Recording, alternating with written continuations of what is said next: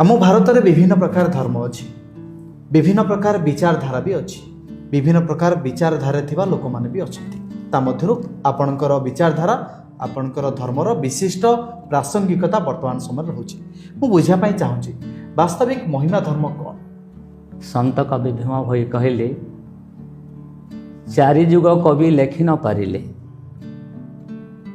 अलेख बोलिण तहि नाम देले।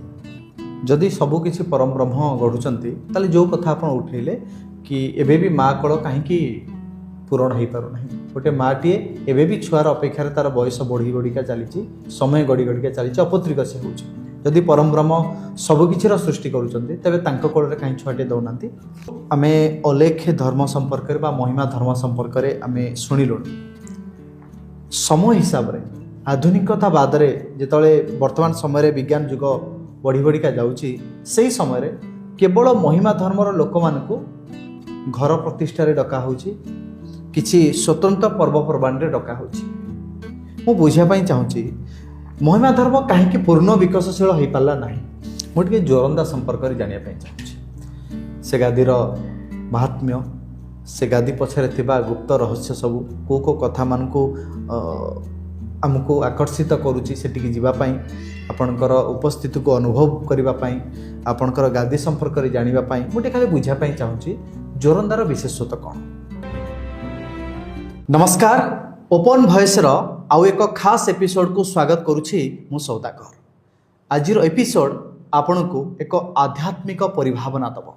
आजिर अध्याय आपण को सत् मार्ग रे एवं धर्मर भिन्न एक परिभाषा संपर्क में आपण को जणाइब।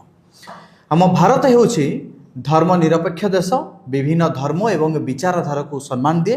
सेइथिपाई तो आमे विभिन्न धर्म को एवं विभिन्न विचारधारा थिबा व्यक्तित्व को आमे आम पॉडकास्ट को डाकू आपण मान को उद्देश्य रे विभिन्न प्रकार वार्ता दबा पाई। मो सहित आज मो स्टूडियो रे अछंती महिमा धर्मर प्रचारक, महिमा धर्मर संत साधु हरदास अछंती। साधुजी पॉडकास्ट को स्वागत करुछि एवं आपण को प्रणाम करुछि।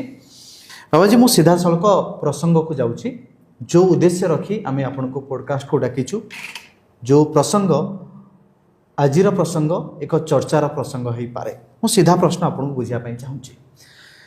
आम भारत में विभिन्न प्रकार धर्म अच्छी, विभिन्न प्रकार विचारधारा भी अच्छी, विभिन्न प्रकार विचारधारा थिबा लोक माने भी अछंती।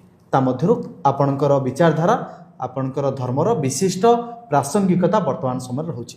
मु बुझापी चाहूँगी वास्तविक महिमा धर्म कौन। परम ब्रह्म महिमा एक प्रभु शरण